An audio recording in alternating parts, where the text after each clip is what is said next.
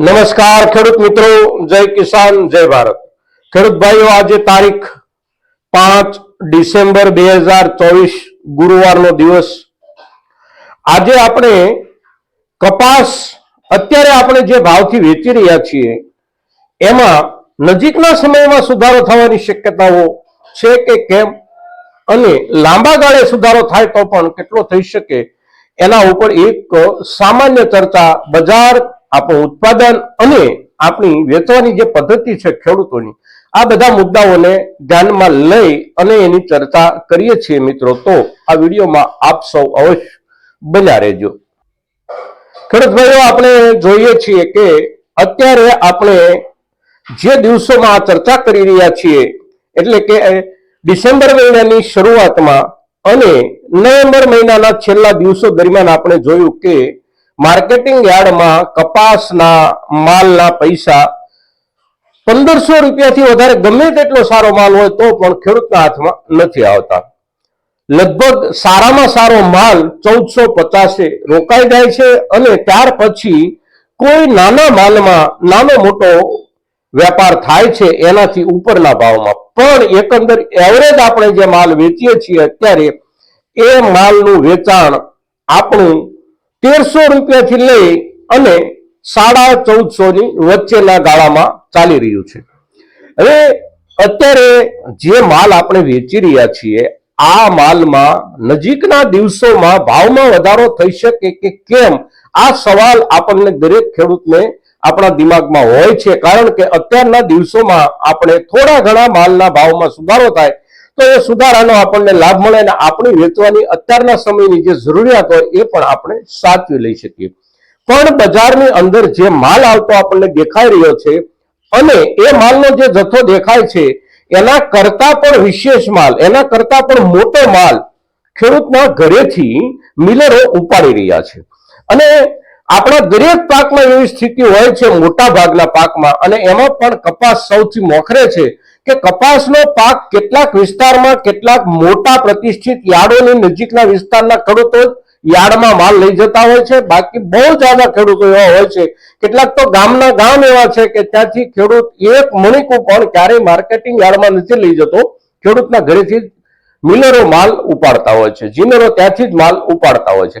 એટલે આ જે પરિસ્થિતિ છે એ આપણને માર્કેટિંગ યાર્ડમાં જે માલ દેખાઈ રહ્યો છે એ પણ મોટા માપમાં દેખાઈ રહ્યો છે, તો એનાથી પણ વધારે માલ ખેડૂતના ઘરેથી વેચાઈ રહ્યો છે।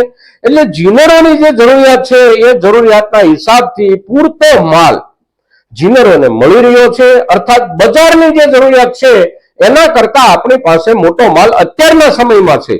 આપણે જોયું છે આ ચોમાસા દરમિયાન કે કપાસમાં પણ આપણને ખૂબ મોટું નુકસાન અતિવૃષ્ટિઓના કારણે થયું છે, કારણ કે 2 થી 3 હુમલાઓ અતિવૃષ્ટિના થયા છે અને એમાં આપણા વિસ્તારો ખાલી થઈ ગયા છે। તેમ છતાં પણ કપાસ અત્યારના સંજોગોમાં મોટા પ્રમાણમાં વેચાણ માટે ખેડૂત દ્વારા બહાર કાઢવામાં આવી રહ્યો છે અને પરિણામે બજારમાં કોઈ નજીકના દિવસોમાં ફેરફાર થઈ શકે એવું અત્યારે આપણને નથી દેખાતું, એટલા માટે કે ખેડૂતો માલનો જે પુરવઠો છે એ હજી કમસે કમ આગામી એકાદ મહિના સુધી તો અવશ્ય જાળવી રાખશે, કારણ કે દરેક ખેડૂતની કોઈને કોઈ જરૂરિયાત હોય છે।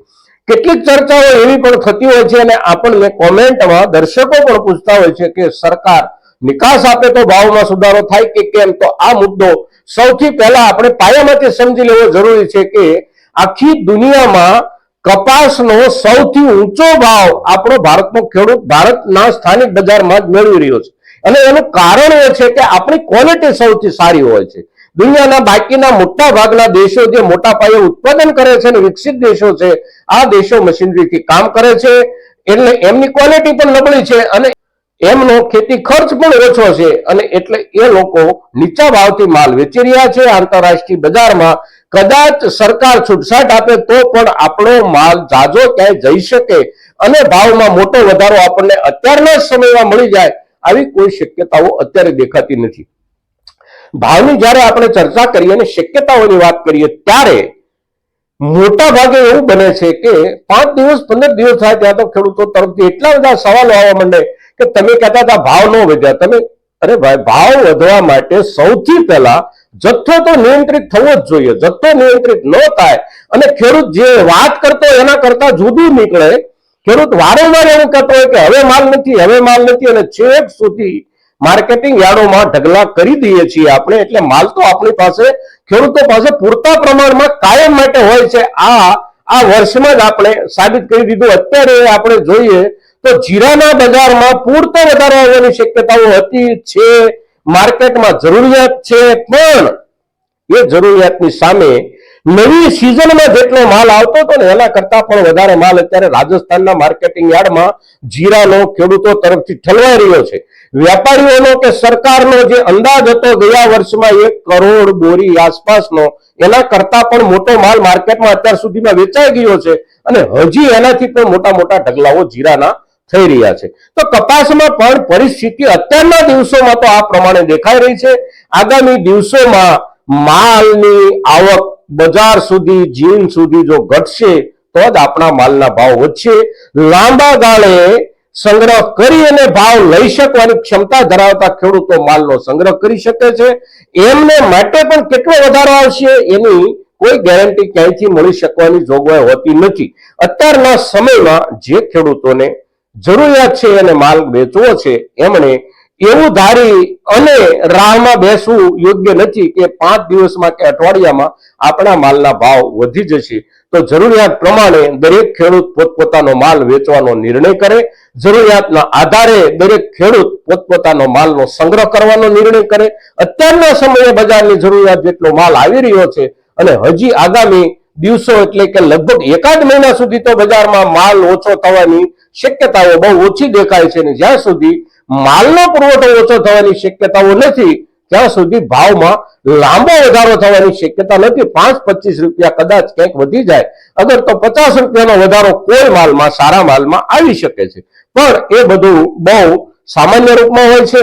એટલે જે કોઈ ખેડૂતોએ માલ વેચવો છે કે રાખવો છે, એને માટેનો નિર્ણય આવક, માલનો પુરવઠો, બજારની જરૂરિયાત, આ બધાને ધ્યાનમાં લઈ અને પોતપોતાના હિસાબથી નિર્ણય કરવો. મિત્રો, કપાસના બજારમાં માલની આવક ઉપરાંત ખેડૂતના ઘરમાં રહેલો માલ અને બજાર સિવાયના સોર્સિસથી જે કાંઈ માલ ઉપડી રહ્યો છે અને જીનરોને મળી રહ્યો છે, આ બધા મુદ્દાઓ ઉપર જ્યારે આપણે ચર્ચા કરીએ છીએ ત્યારે આપણા મહત્તમ ખેડૂતો સુધી આપણી આ ચર્ચા પહોંચે અને મોટાભાગના ખેડૂતો પોતાનો નિર્ણય કરવા માટેની તૈયારી કરે.